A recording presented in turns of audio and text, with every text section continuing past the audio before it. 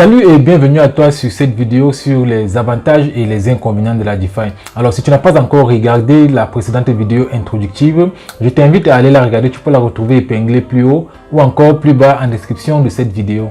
La finance décentralisée ne vient pas aujourd'hui apporter de nouveaux services financiers, loin de là, elle vient plutôt faciliter l'accès aux différents services financiers qui existent déjà à nos jours.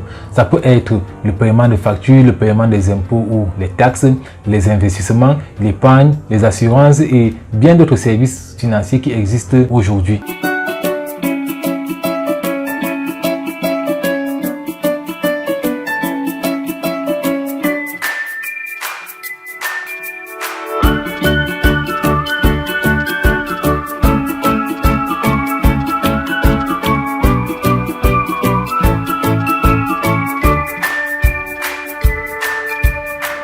La DeFi vient également annuler ce manque de confiance qu'il y a envers les institutions financières et c'est l'un des inconvénients de la finance centralisée. En effet, la finance traditionnelle d'aujourd'hui n'est déjà pas accessible partout et par tout le monde. En plus de cela, elle est dirigée par un tiers de confiance. Ces tiers de confiance peuvent être, comme on l'a déjà cité, les banques, les assurances, le gouvernement, les tribunaux et toute entreprise qui fournit un service financier. Ces institutions financières sont également dirigées par des hommes qui sont corrompus, corruptibles et pas dignes de confiance. Il était alors plus qu'important d'avoir un système financier qui serait digne de confiance, automatique, rapide et surtout sécurisé. Un système de confiance qui ne connaît ni la langue qu'on parle, ni notre pays d'origine, ni notre couleur de peau, ni notre village, ni où on habite.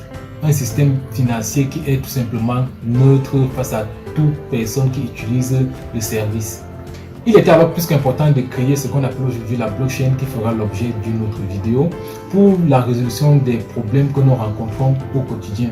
La blockchain vient alors rendre la résolution de nos problèmes automatique, plus rapide et plus sécurisée et surtout de façon neutre sans tenir compte de la personne qui demande le service. La finance décentralisée est alors en quelque sorte cet écosystème dans lequel l'ensemble des services financiers traditionnels dont nous avons besoin de nos jours sont exécutés à travers une blockchain par le biais des applications décentralisées qui sont également l'objet de l'une de nos prochaines vidéos. Alors voyons à présent et en détail les différents avantages que nous apporte la DeFi aujourd'hui par rapport à la finance traditionnelle. Alors le premier avantage de la DeFi réside sur son nom même, décentralisé. Alors l'avantage de la finance traditionnelle c'est qu'elle est complètement décentralisée.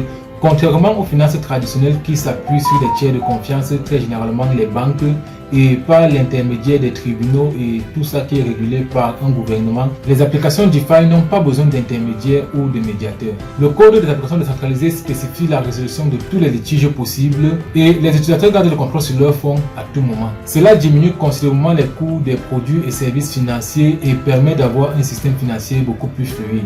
Alors le deuxième avantage est sa sécurité et sa disponibilité. En effet, les services de DeFi sont complètement impossibles à pirater et sont disponibles à tout moment. Étant donné que ces services financiers sont déployés sur la blockchain, les points de défaillance uniques sont éliminés. Les données sont en effet enregistrées sur la blockchain et sont reparties sur des milliers de nœuds. Ce qui fait que si un nœud est défaillant, alors le reste des nœuds continue à fonctionner et continue d'assurer le fonctionnement et la disponibilité des différents services. Alors comme troisième avantage, ici ça concerne beaucoup plus les développeurs blockchain, alors le déploiement des applications d'apps sont très facile. Étant donné que les frameworks des applications DeFi peuvent être créés à l'avance, le déploiement devient beaucoup moins compliqué et beaucoup plus sûr. Alors le quatrième et dernier avantage que nous allons voir, même si on existe beaucoup plus et qui est également l'un des plus importants, c'est que la DeFi est accessible par tout le monde et partout, même aux personnes non bancarisées. En effet, la DeFi est un écosystème ouvert et très facile d'accès à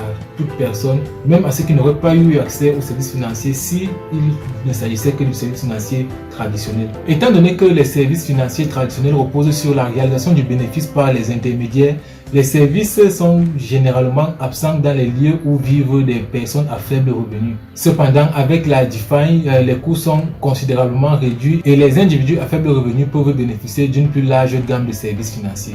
Alors, comme toute chose qui existe, la DeFi, bien qu'ayant beaucoup d'avantages, a elle également des inconvénients. Comme premier inconvénient qu'on peut relever, c'est les mauvaises performances généralement des applications basées sur la blockchain.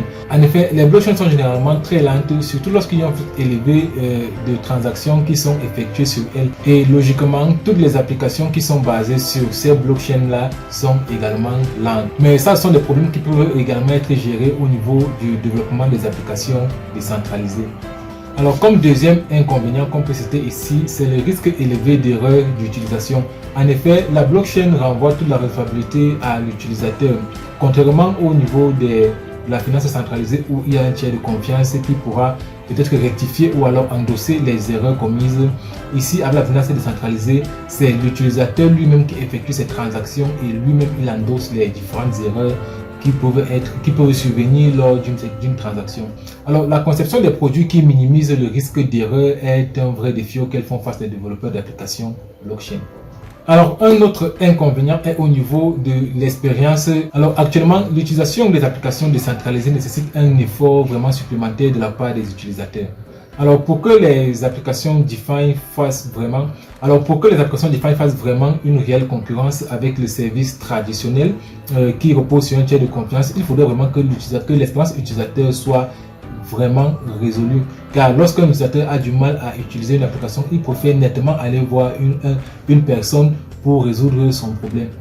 Alors, le dernier inconvénient que nous allons citer ici et l'un des plus importants, c'est effectivement un avantage qui se retourne en quelque sorte en danger, car le fait que les transactions ne soient pas tracées au niveau de la blockchain favorise ainsi le financement du terrorisme, les corruptions et tous les mots qui tournent autour de la finance.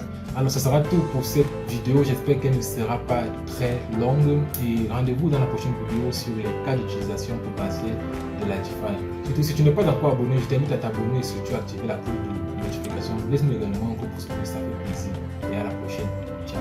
Tu sais ce qu'on dit chez nous, l'argent, c'est le nerf de la guerre.